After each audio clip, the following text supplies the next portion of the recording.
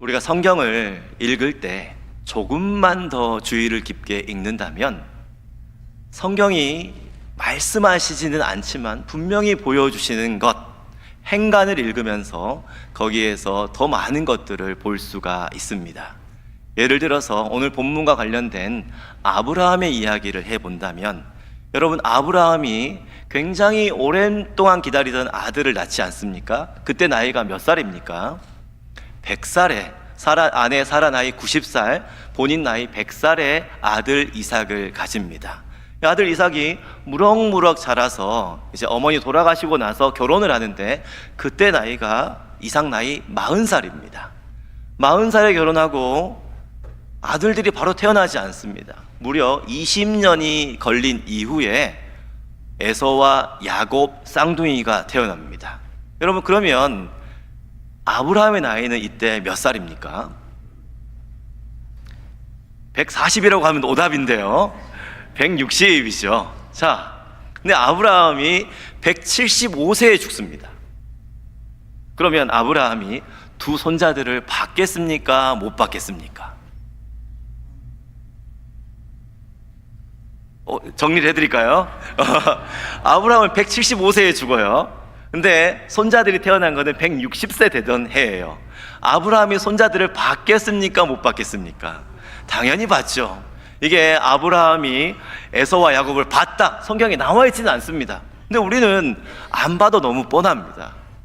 그리고 보면 아브라함의 얼굴은 우리가 잘 모르지만, 그래도 아브라함이 두 손자들을 바라보는 그 흐뭇한 미소, 할아버지들의 얼굴을 보면 아브라함이 손자들을 바라보면서 어떤 표정을 지었겠구나, 이 정도는 우리가 성경 안에서 기록되어 있지는 않지만 충분히 생각해 볼 수가 있습니다. 자, 하나님께서 아브라함에게 두 손자를 주시면서 아브라함이 15년을 더 살도록 해주셨거든요. 그 남은 마지막 때 손자들과 함께 살면서 아브라함이 뭘 했겠습니까? 아브라함은 전도했습니다.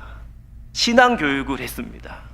내 인생 말년에 제일 좋은 걸 손자들에게 줘야 되니까 자기가 가진 가장 좋은 게 뭐예요? 하나님이기 때문에 하나님을 아는 지식, 그 믿음을 전수하기 위해서 얼마나 노력을 했을까? 우리는 그거 충분히 생각할 수 있습니다.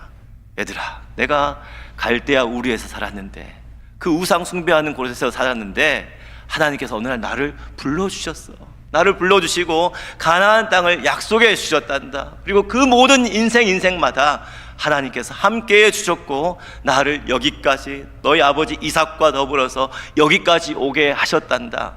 얼마나 간절히 자녀들에게, 그 손자들에게 이야기를 했겠습니까? 왜 그렇게 이야기를 하겠습니까? 사랑하기 때문이겠죠.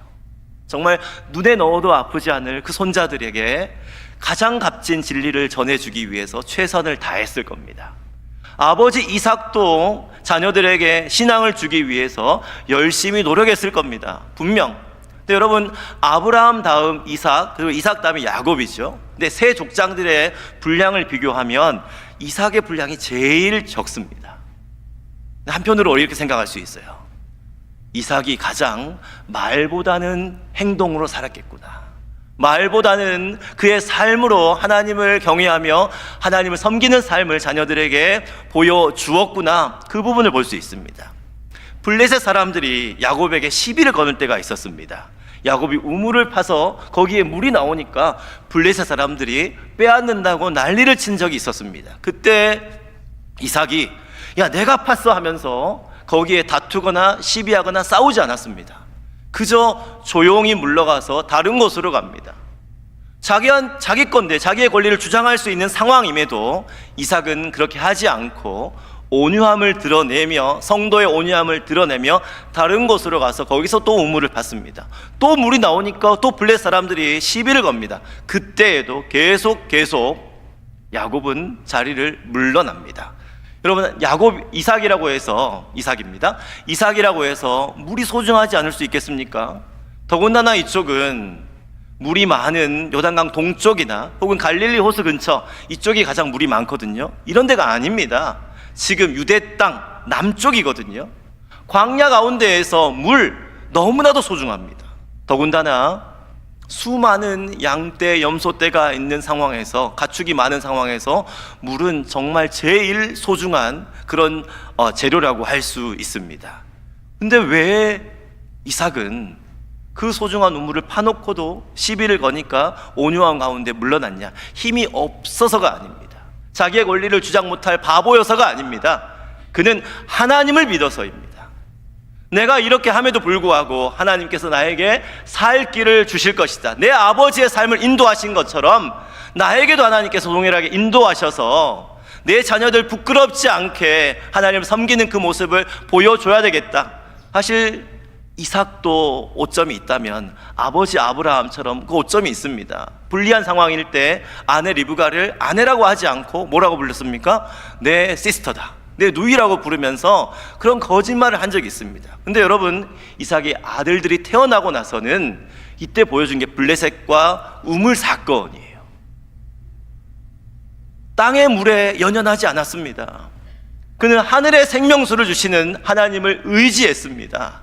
그래서 그걸 놓고서도 하나님께서 나에게 살 길을 주실 것이다, 그 마음으로 나아갔을 때 당장의 손해를 감수하고 하나님의 성도로서 온유함을 드러냈을 때 하나님께서 어떻게 하셨습니까? 정말 가는 곳마다 물들을 주셨습니다.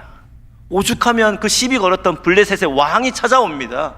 야, 내가 보니까 너 진짜 하나님의 사람이구나. 하나님 너와 함께 하셔서 너를 지켜주고 계신다는 것을 내가 이제 알겠다.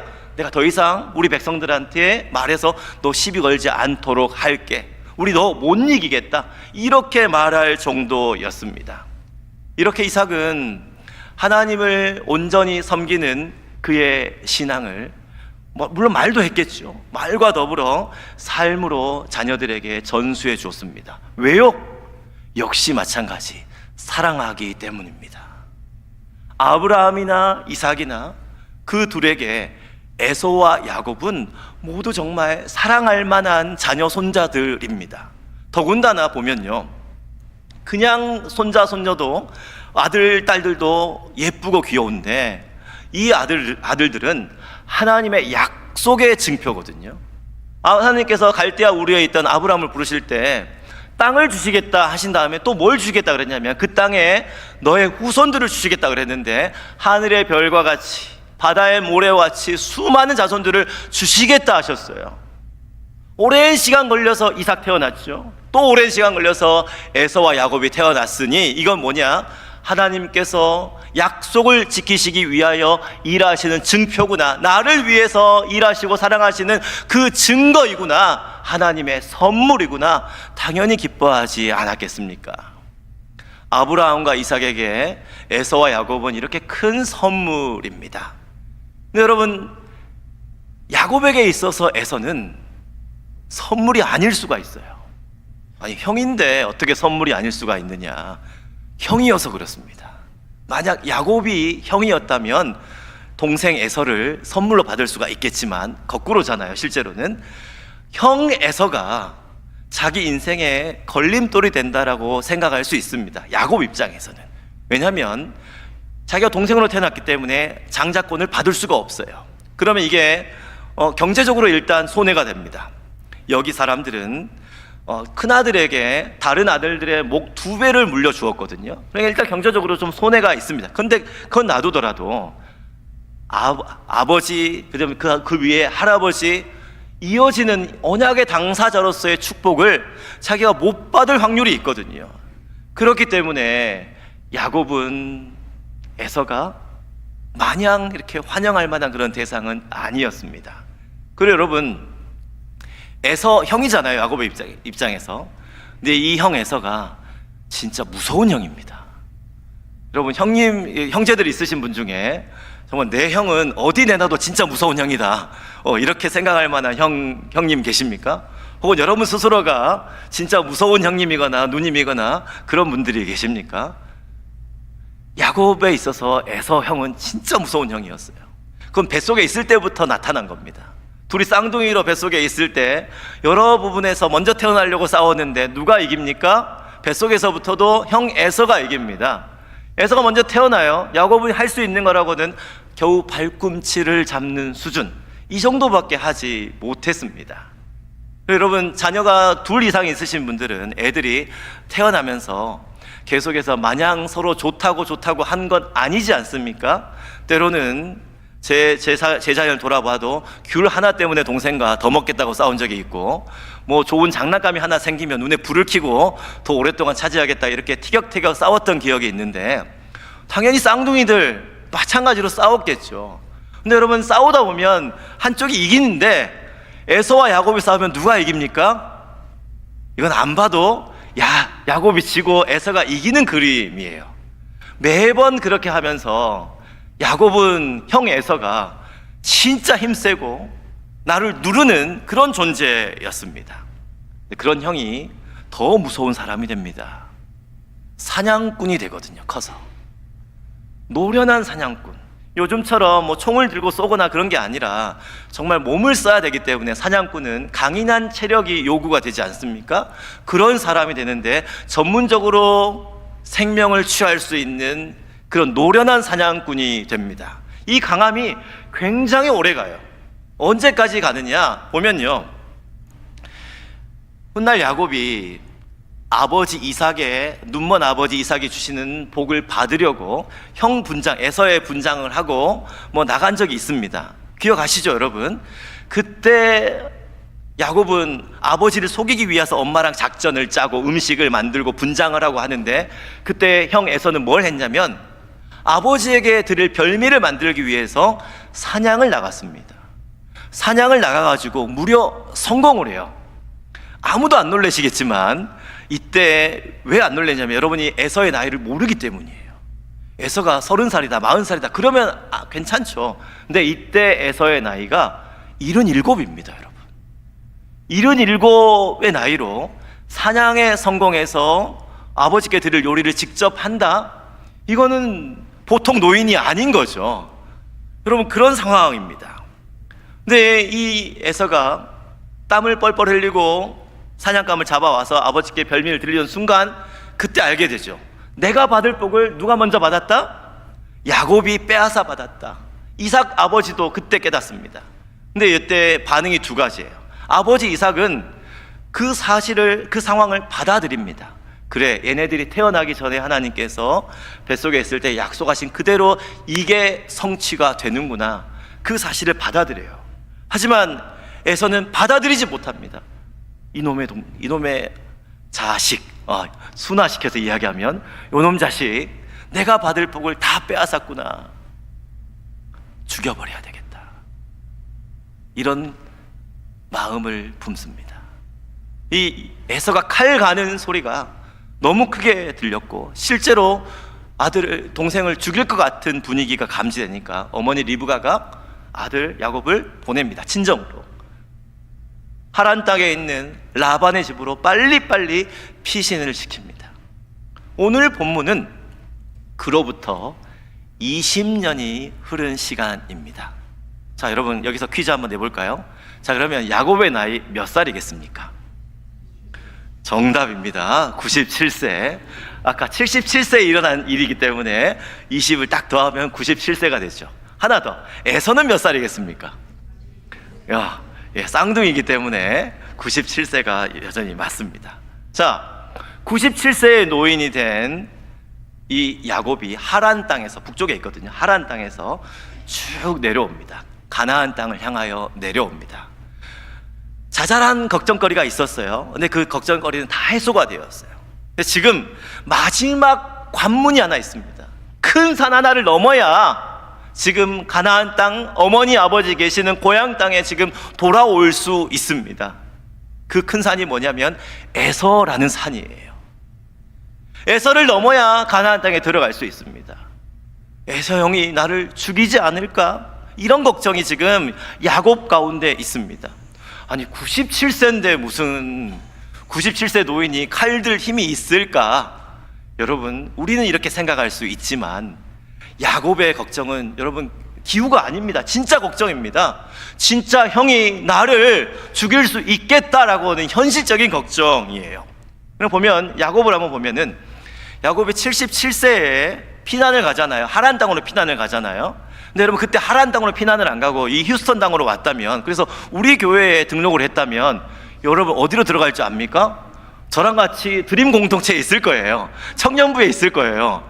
왜냐하면 이 야곱이 외삼촌 라반 집에서 뭘 했냐면 거기서 목자로 일을 합니다, 여러분. 사무직으로 일하는 게 아니라 무슨 고문 이런 역할로 뭐 조언하는 게 아니라 목자로 양을 칠 때, 여러분 뭐 양을 이 안에서 칩니까? 바깥에서 야외에서 현장 노동자로 일을 합니다. 그걸 20년 동안이나 했어요. 그렇다는 것은 야곱이 뭐가 있다는 것? 힘이 있다는 것, 건강하다는 것, 이걸 보여주죠. 야곱의 건강은 여기서만 나타나는 게 아니에요.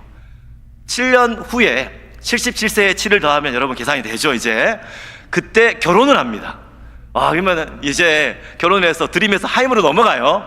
거기서부터 이제 한 명이랑 결혼하려고 그랬는데, 라헬하고 결혼하려고 그랬는데 어쩌다 보니 4명 여자랑 결혼을 하게 되죠. 2명의 아내, 2명의 첩.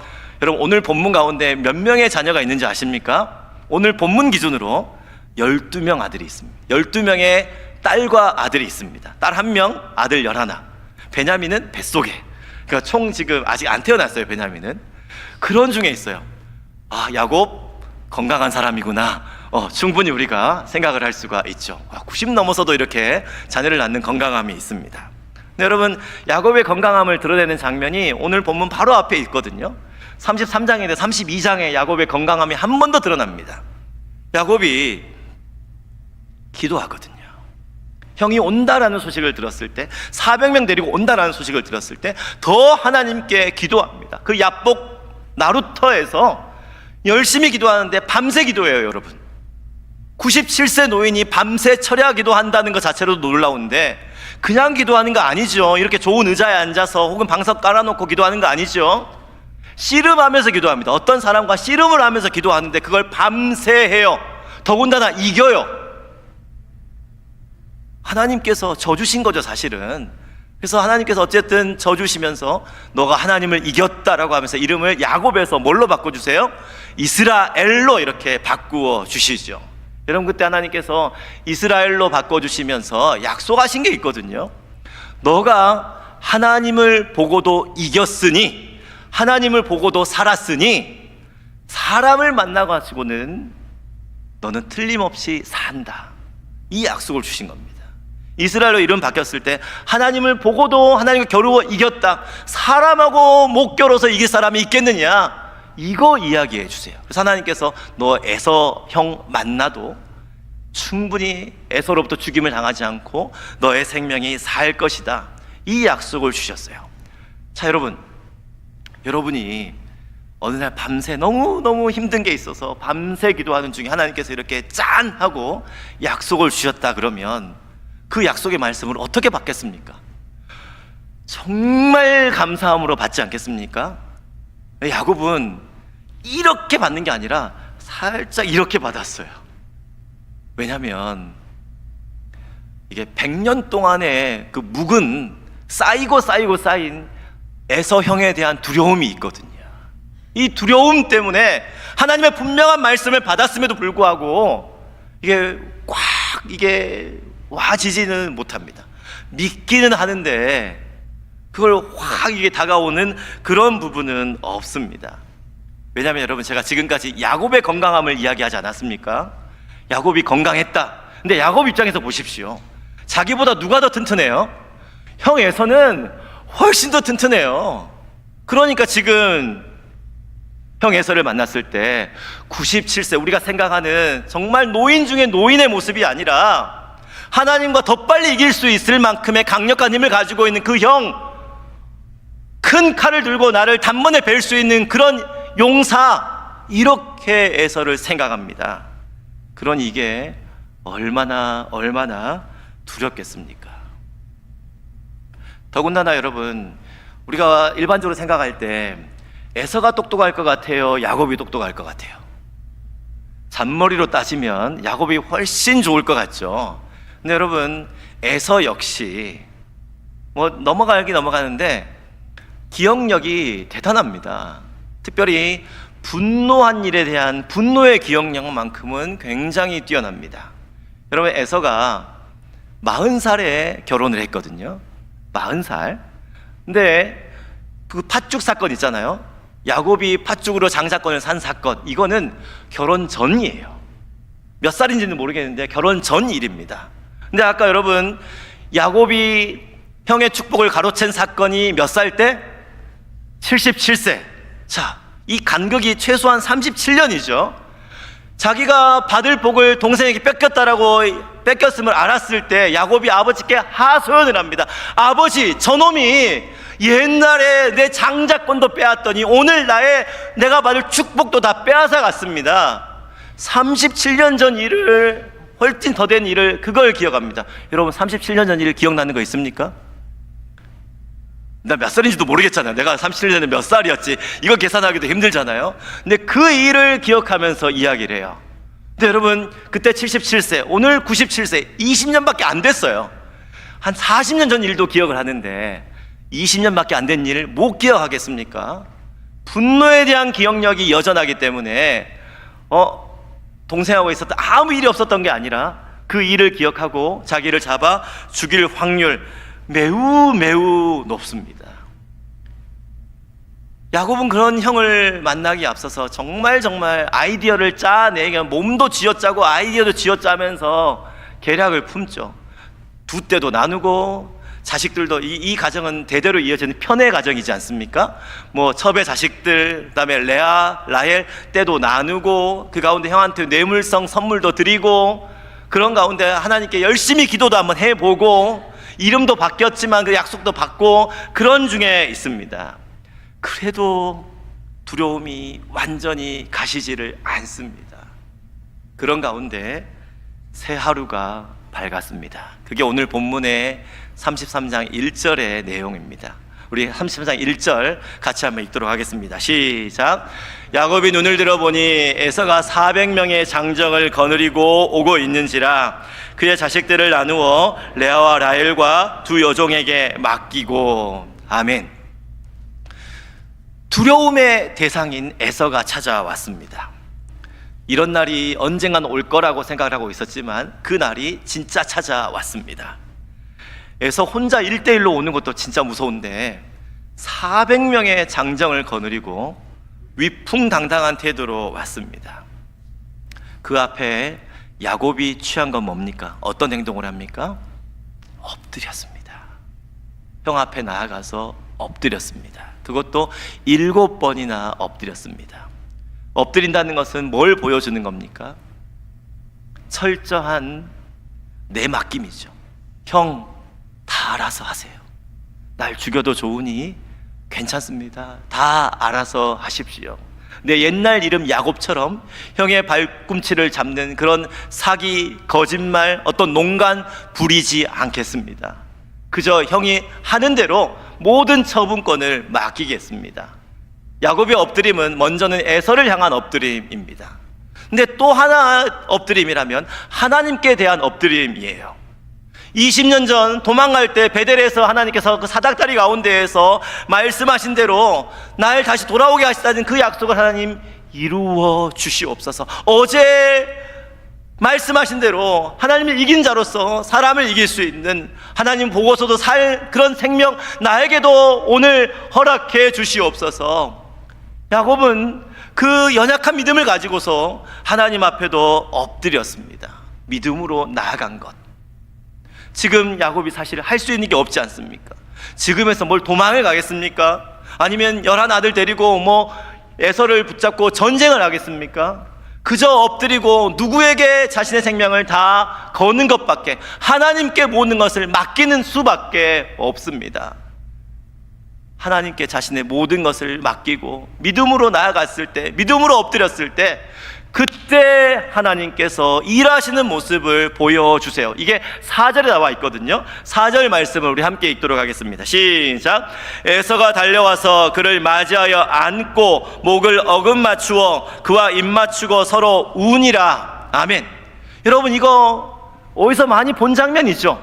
탕자 이야기, 예수님께서 이야기하신 탕자 이 비유에서 그 아들이 유산 다 탕진하고 돌아왔을 때 아버지가 문 앞에서 기다리면서 그 아들이 돌아왔을 때 그때 보여줬던 모습하고 완전 똑같지 않습니까?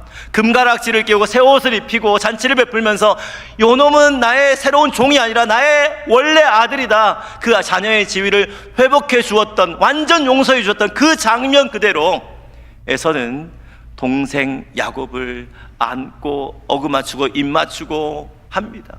여러분, 이거 야곱이 생각한 시나리오 중에 없었던 시나리오예요. 형이 나를 죽으면 난 죽어야 되겠지, 형이 나를 때리면 나는 그냥 맞아야 되겠지, 몇 대나 맞을까, 이 정도 생각은 할 수 있는데, 혹 형이 나를 용서해 주지 않을까, 신랄 같은 생각을 할 수 있는데, 여기 보면 웁니다. 그와 입맞추고 서로 우니라. 완전히 용서받을 가능성은 생각 못했을 텐데 이런 일이 벌어집니다. 여러분, 갑자기 에서가 철이 든 겁니까? 에서가 갑자기 철이 들었을까요? 여러분, 지난 20년을 보면요, 이게 하나 들어있거든요. 엄마 리브가가 야곱을 보낼 때 그런 얘기를 합니다. 형이, 에서가 분노가 풀리면 내가 카톡은 아니고 내가 이야기를 해줄게, 요런 이제 표현이 들어있거든요. 근데 20년 동안 야곱은 내내 기다렸는데 그 내용을 못 들어요. 못 듣고 지금 내려오고 있는 겁니다. 그러니까 형의 분노가 안 풀렸을 가능성이 굉장히 높은 상태였는데 지금 형이 모든 분노를 풀어주니 이게 도대체 어떤 일인가? 하나님께서 손바닥 뒤집기 하듯이 갑자기 이 사람의 마음, 에서의 마음을 바꾸어 주셨는가? 물론 충분히 하나님께서 그렇게 행하실 수도 있습니다. 사도 바울도 하나님께서, 예수님께서 다메섹에서 만나 주시면서 변화시켰던 것처럼, 그리고 며칠 전에 라반의 마음, 쫓아오는 라반의 마음을 하나님께서 바꾸어 주셨죠. 꿈에 나타나서 너 사위 야곱을 뒤쫓지 말라, 이렇게 말씀하시면서 라반의 마음도 바꾸어 주신 것처럼 그렇게 하실 수도 있습니다. 근데 오늘은 하나님께서 어떻게 역사하셨느냐? 20년의 시간 가운데 에서의 마음을 바꾸어 주셨습니다. 여러분, 지난 20년 동안에 한편으로 하나님께서 야곱의 마음을 변화시키셨던 시간이거든요. 야곱의 가장 큰 특징, 욕심이죠. 그 야곱의 속에 들어있는 그 욕심의 불길을 하나님께서 불길을 사그러들게 하셨어요. 누구를 통해서? 더 욕심쟁이인 라반 밑에 있으면서 이거 안 되겠다, 하나님께서 그 욕심을 알고 라반이 계속 그 페이 조건을 바꾸고 하면서 못 살게 굽니다. 딸들도 팔아가면서 못 살게 구는데, 그런 가운데에서 내 욕심이 아니라 하나님을 의지해야 되겠다, 그런 욕심의 불길을 하나님께서 야곱 속에 있는 것을 사그라들게 하세요. 근데 여러분, 동시에 무슨 일 하고 계셨냐면 그 20년 동안 에서 속에 들어있는 분노의 불길도 하나님께서는 점점 줄어들게 하셨습니다. 이걸 우리가 9절에서 확인할 수 있어요. 9절 말씀을 같이 읽어볼까요? 9절 말씀입니다. 시작. 에서가 이르되 내 동생아, 내게 있는 것이 족하니 내 소유는 내게 두라. 그럼 이거 야곱이 준 선물을 지금 에서가 사양하고 있는 장면입니다. 한국 사람이었으면 이런 장면이 흔히 나오죠. 누가 선물을 드렸을 때 뭘 이런 걸 이거 과분합니다, 뭐 이런 거 나오지만 이런 장면이 아니에요. 지금 야곱이 에서에게 선물 드린 내역이 그 앞장에 있거든요. 32장을 나중에 읽어보시면 13절부터 15절에 선물의 내역이 나타나 있습니다. 얼른 읽어드리면 암염소 200마리, 순염소 20마리, 암양 200마리, 순양 20마리, 젖나는 낙타 30마리와 그 새끼들, 암소 40마리, 그리고 황소 10마리, 암낙이 20마리 새끼, 그리고 새끼입니다. 숫자를 얼른 합하면 540마리 이상이에요. 새끼들도 들어있으니까. 여러분, 540마리, 와, 우리 교회 주차장에 있으면 아마 다 들어갈 수 있으려나요? 어마어마하게 많은 양입니다. 근데 그 선물을 야곱이 드린다 했는데 에서가 안 받습니다. 근데 왜 안 받느냐고 이야기를 해요. 야, 내가 아직 너에 대한 분노가 풀리지 않았어, 이렇게 얘기합니까? 그렇게 얘기하지 않죠. 뭐라고 얘기합니까?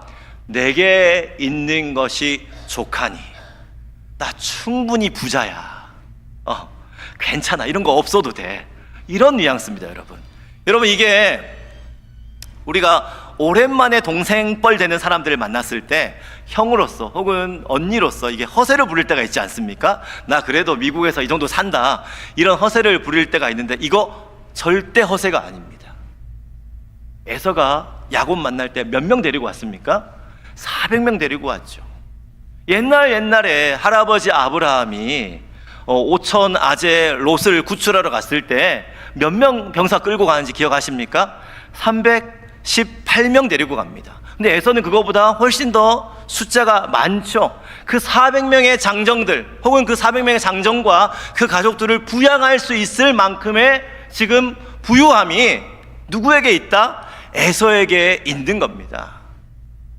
자, 여러분, 이 부유함이 하나님의 일하신 증거입니다.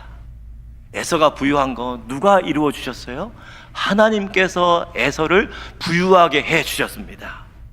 그 부유함이, 돈이 에서의 분노의 마음을 녹인 겁니다. 여러분, 에서가 있잖아요. 그 77세 20년 전에 그 77세 때 동생이 나의 복을 다 빼앗아 갔다, 이럴 때 난리치지 않았습니까? 분노하지 않았습니까? 왜 분노했냐? 돈 때문입니다. 돈. 물질에 대한 욕망 때문에 사실은 분노한 겁니다. 동생이 복을 다 받았어, 그건 동생만 부자 되는 거 아니냐, 나는 정말 거지꼴로 사는 거 아니냐, 이 물질의 욕망, 돈에 대한 갈증, 이것 때문에 열심히 분노를 그렇게 했던 겁니다. 근데 여러분, 동생이 도망가고 나니까 하나님께서 에서의 하는 일마다 잘 되게 해주셨어요. 이 사업을 했을 때 잘 되게, 사냥도 잘 되게 해주시고, 그 자녀들도 많이 있거든요. 그 자녀들과 더불어서 뭔가 일이 계속해서 잘 풀리게 하는 겁니다. 그러니까 돈이 계속해서 쌓아져 가요. 그 돈 버는 재미, 돈이 들어오는 재미에 빠지다 보니까 잊어버렸어요. 옛날에 내가 분노했던 그 마음을 잊어버렸어요. 내용도 잊어버립니다. 아버지가 동생에게 주신 그 영적인 축복 역시 무시하고 아무것도 아닌 것처럼 그렇게 살아갑니다. 자기가 돈을 많이 버니까 잘 먹고 잘 사는 거겠죠. 그러다 보니 문득 동생이 생각나요. 내가 동생한테 맛있는 음식도 좀 사줄 수 있는데, 좋은 데도 좀 데려갈 수 있는데, 그때 내가 좀 심했나? 이런 감정이 들어오게 됩니다. 그런 찰나에 야곱으로부터 형님을 만나고 싶습니다. 실제로 또 우리가 또 만남을 기다릴 때하고 직접 만날 때의 감정이 또 확 오지 않습니까? 만났을 때 내가 너무했구나 라는 마음이 에서의 마음에 들 정도로, 그래서 달려가서 일으키고 안고 뽀뽀하고 같이 그 세월에 대해서 회한의 눈물을 흘릴 정도로, 완전한 용서가 일어날 정도로 그렇게 하나님께서는 에서의 마음을 변화시켜 주셨습니다. 그럼 여러분, 에서가 야곱을 죽이지 않고 용서한 것은 그동안에 하나님께서 에서를 위하여 일하셨기 때문이다. 근데 여러분, 에서를 위해 일한 것은 누구를 위해 일한 겁니까? 야곱을 위하여 일한 겁니다.